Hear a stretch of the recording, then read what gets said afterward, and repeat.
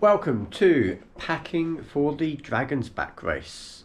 In this video I'm just going to go over the packing for the camp bag, the big old 59 litre Ortlieb dry sack thing. We're going to cover the mandatory kit, and while doing that I'll also go through how I pack my bag out and separate all the different bits and pieces, and hopefully it'll give you a few ideas on how to pack your own and answer some questions you might have. Let's get on with it. I'm aware there's a bit of a flickery thing going on the screen. I think it's to do with the fact that I've got LED lights in the living room.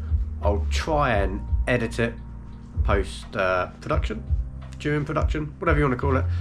No promises, so apologies in advance. Let's have a little sit down and have a quick look at what's on the mandatory kit. I'll get a picture overlaid hopefully.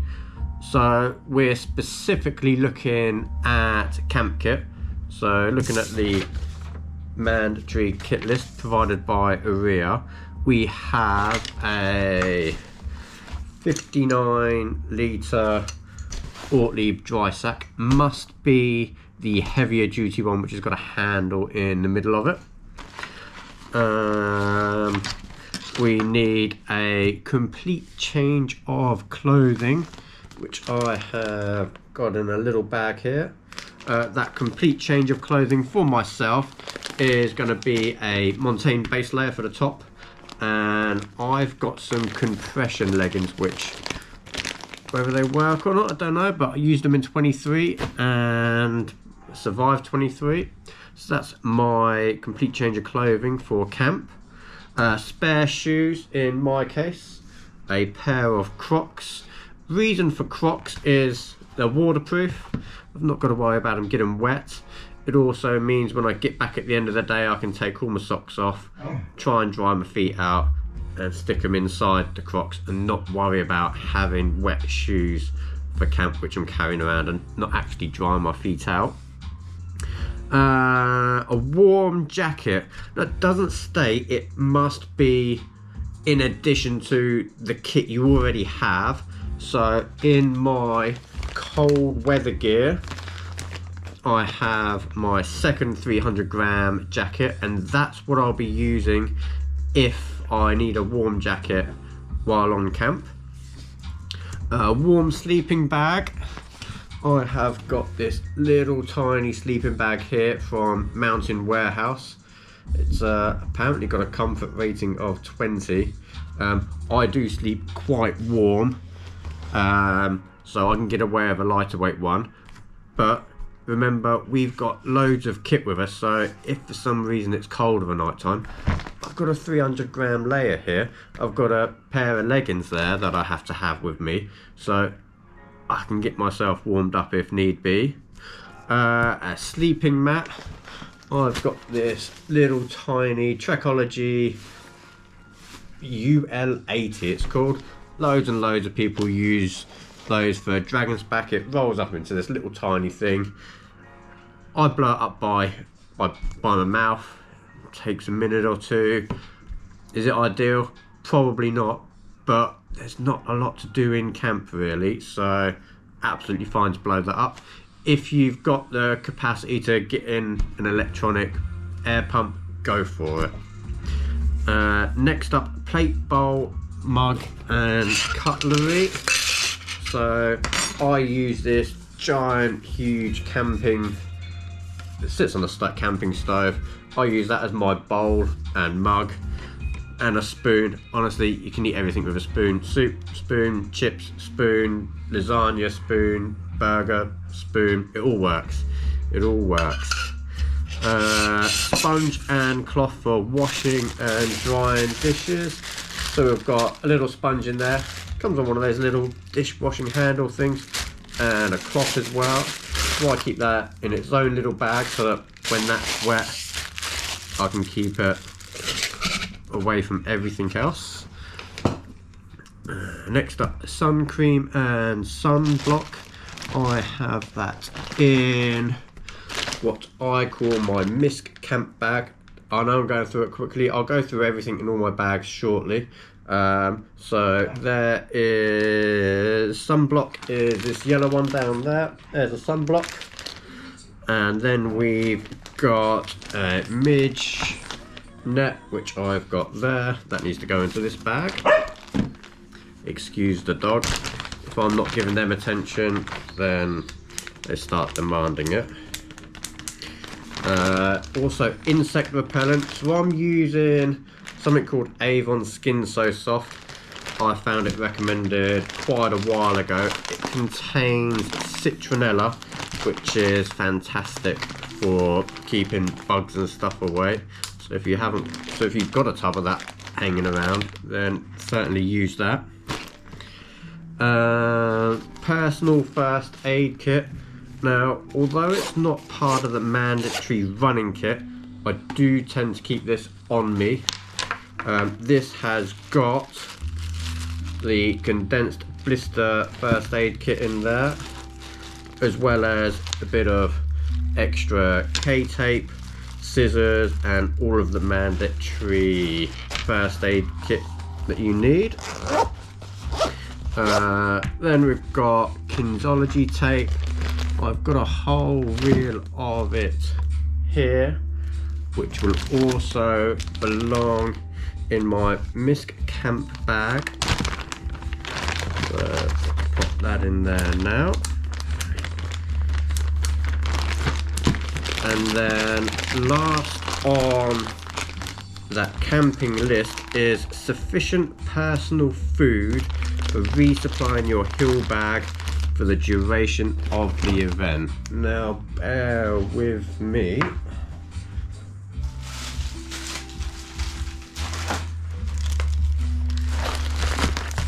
I am segregating my Voom bars into each day. I'll go through a day bag in a moment.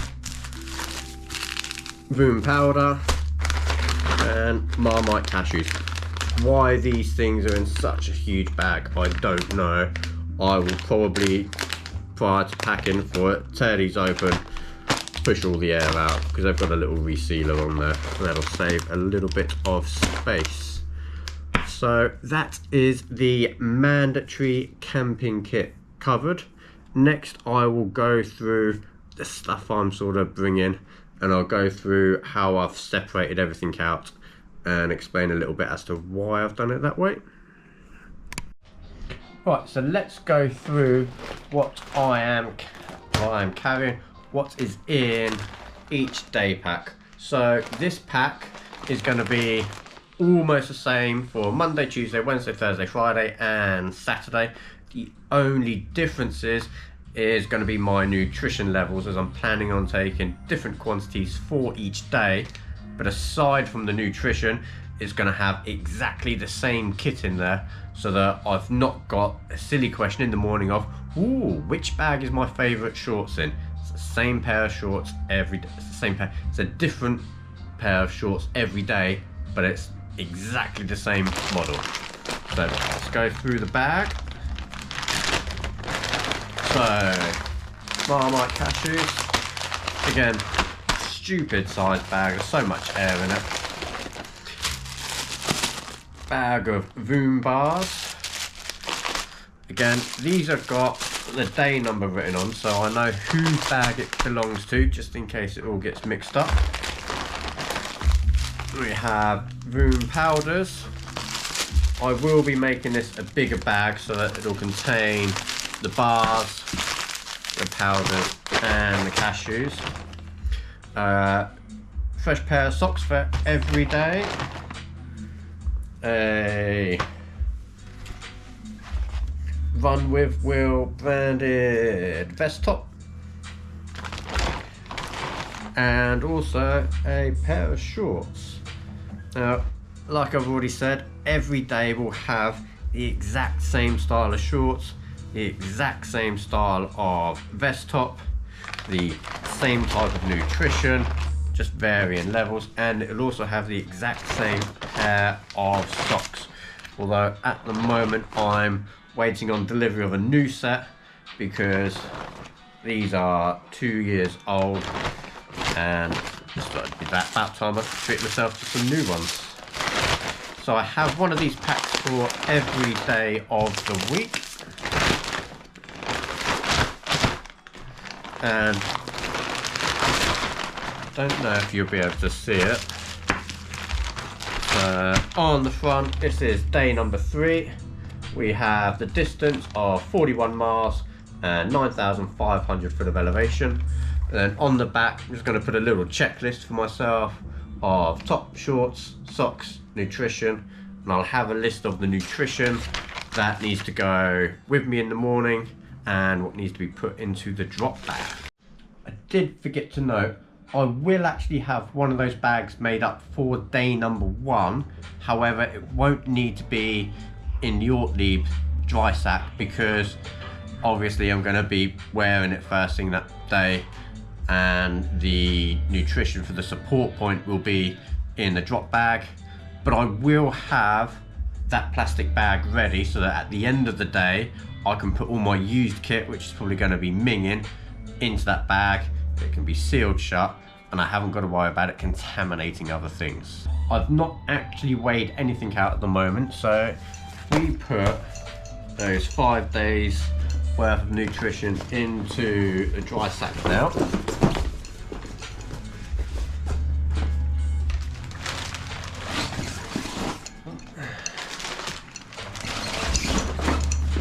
Two.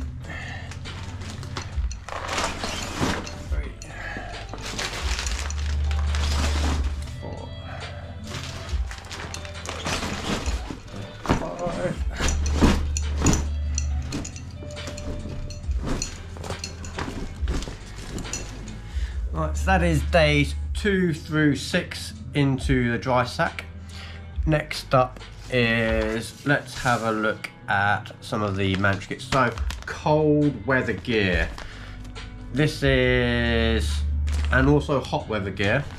I'll explain in a second. So this is something that can stay in your overnight camp bag unless there's a specific thing that happens and we are told we need hot weather kit or cold weather kit with us.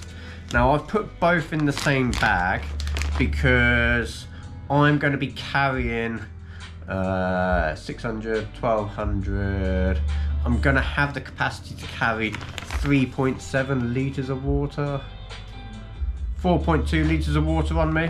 So I've got that capacity on me already, which is the mandatory amount. 1.5 litres mandatory capacity and an additional 1 litre capacity, so that's more than adequate there. So cold weather gear, we have got a pair of waterproof Montane mittens, which I'm putting on the wrong hand. These are super warm and they pack down to next to nothing. Now I'm being a little bit cheeky here, but there's nothing stating it has to be separate. So for the cold weather kit, it states you need a warm hat and or a waterproof cap. So this is a Gore-Tex waterproof cap, and on the hot weather kit it states you need a cap, a sun hat or a cap with a visor shading the face. So I'm sure the visor will shade the face, so it kind of covers both situations. So that is the hat.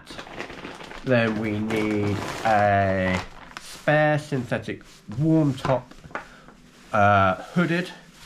So there is the hood. This is a Rab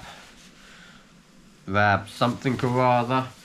I believe it weighs 360-ish grams according to the website. And then we also need full length tights or trousers. So there's a Montane pair of running tights, full length. But fingers crossed we don't actually need any of that. So as I mentioned, I have got all of this written down on each of the bags. So we have cold weather plus hot weather, 300-gram top leggings, waterproof gloves, waterproof cap. So that will help me know where it belongs, and it'll also help me locate it if I need it for a kit check, or if I need it for around camp or some other purpose. So let's pop that into the dry bag as well. Weighs about 20 kilos already, I reckon. So next up we have camp clothes. So you need a complete change of clothing. So I've got a pair of, these are recovery compression leggings by Skins. They're like a short over with leggings. Wore them in 23 and helps or not, who knows, but it fits the kit. And then we've got a Montane Dart long sleeve zip top base layer type top, which I actually got when I volunteered in 2021, and it's still working now. The bag, there we go. So then we've got a sleeping bag. I'm not going to unpack the sleeping bag. It is a mummy style, rated 1/2 seasons. It's a sleeping bag. That can go in there. Roll mat or sleeping mat. Now this one actually inflates quite thick.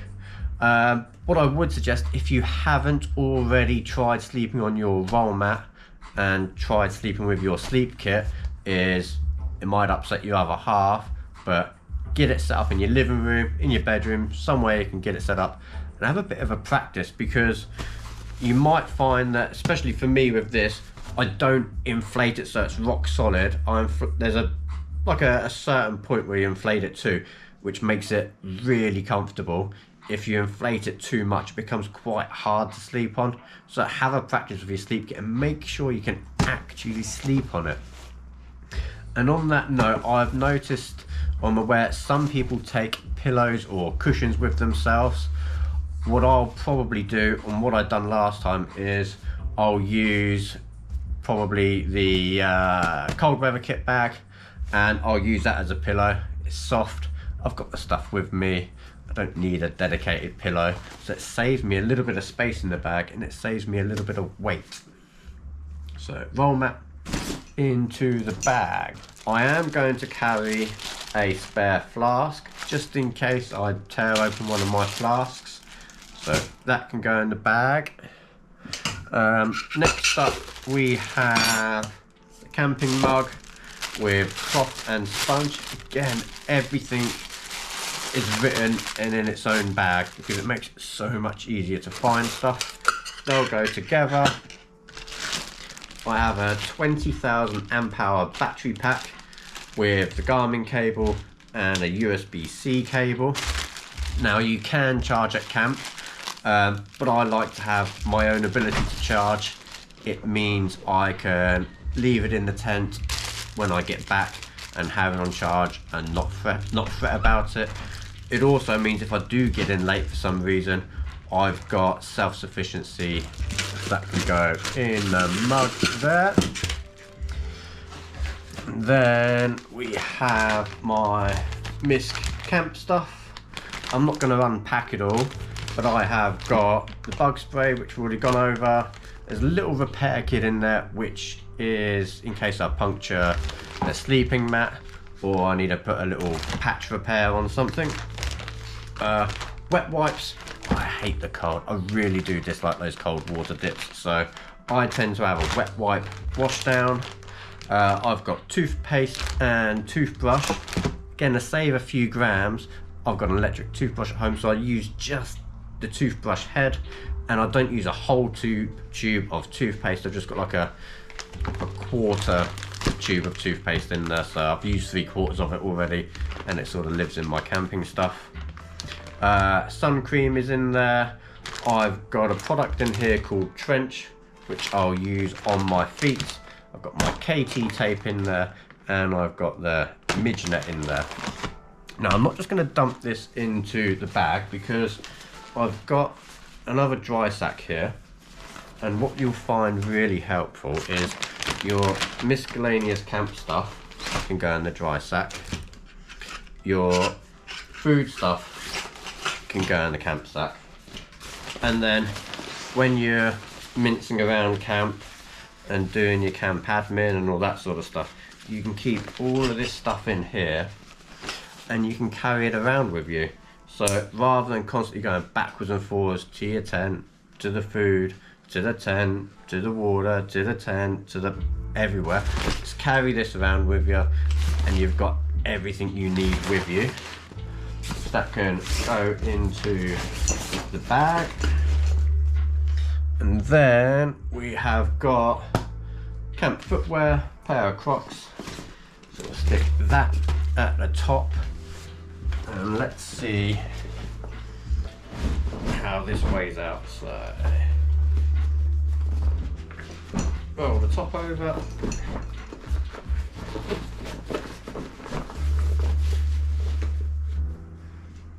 Two bits together. Here are my scales,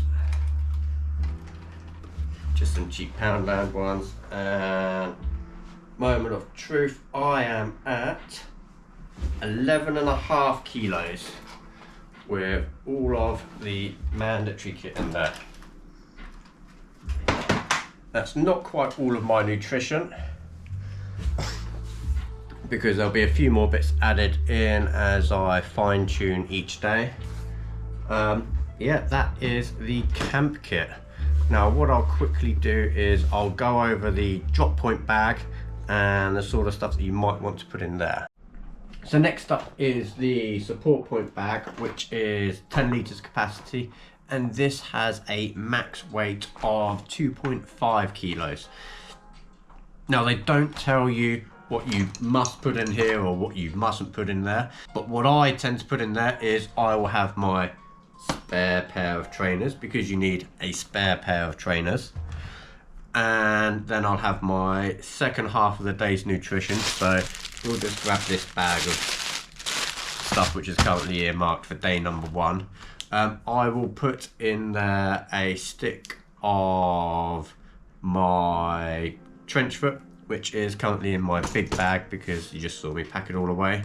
Well, I've got the capacity to it, so I will also probably put a spare pair of socks in there as well, just in case I fancy a change of socks. So just getting a pair of socks out. Let's go. Pair of trainers.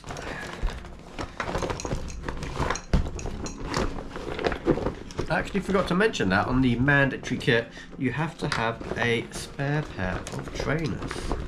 So that's trainers in there, big pack of nutrition, which is probably more than I'll need, pair of socks, and I suppose in theory this is probably a great place to put my spare flask. So we shall do that up. Roll top this down, clip those together. So this is a 2.5 kilo limit. So scales have that at just under 1.5 kilos.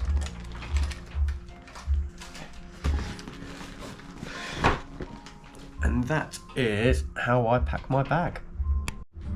So a quick note, what is often suggested with regards to your camp bag is to organise it in order of the things you are going to need. So the stuff you're not going to need can be packed at the bottom, stuff you do want to need at the top. Now from my experience, I generally speaking tip the whole thing out and just faffed around with it, because when I got back to camp, the kit I was already wearing was invariably I'm going to crush down to the bottom of the bag.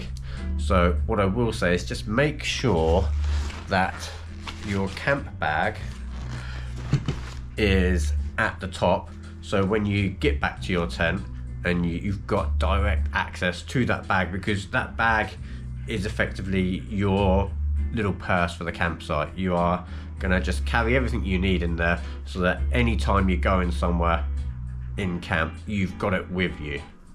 So it's got your wash kit in there, it's got your cutlery and mug stuff with you, so that you're not constantly going backwards and forwards, backwards and forwards, backwards and forwards to the tent. It might not sound like much at the moment, but some of the campsites are quite big. If you consider there are maybe 400 runners and maybe 150, 200 volunteers / paid staff, which are camping out at these spots every day, that's a lot of space that uses up. And you might have a 4 or 5, maybe not a 4 or 5 minute walk, but you'll have a bit of a walk if you are unfortunately put in the far corner of one of the campsites. So carry everything you've got with you. Now, I'm not saying do not walk anywhere, because for recovery it's fantastic to do a bit of walking, but you don't want to be spending your whole evening back in camp walking backwards and forwards just because you've left something in the tent and you need it at the washing station. You've left something in the tent and you need it for food. Carry it all with you at all times. So that is my initial pack out and some hints and tips as to what you can do. I will do another video once I've finalised what I've got going into each day, and I've got correct socks and everything else in there, and we'll do another way out. But any questions in the meantime, throw them my way, let me know in the comments, and I'll do my best to answer them. See you at the start line. I also forgot, I will be adding a water bottle into my camp bag. So my 11.5 kilos is now 11.5 and a bit. But yes, a water bottle for my camp bag, so that I'm not having to use my flasks around camp. So we have Future Wheel here. Forgot to mention that for those of you that have ordered a t-shirt for the Dragon's Back, make sure you leave a bit of space in your kit bag for that. It's only going to be, what, 300 grams at most. And also, just a slight caveat, obviously my bag weighed in at about 11.5 kilos. That hasn't quite got all of my nutrition in at the moment, and I'm sure I'll make a couple of amendments in the next week or so, but I will do an updated video with everything that I am taking once I have finalized it. But in any case, I hope it's been useful for you, and see you on the start line soon.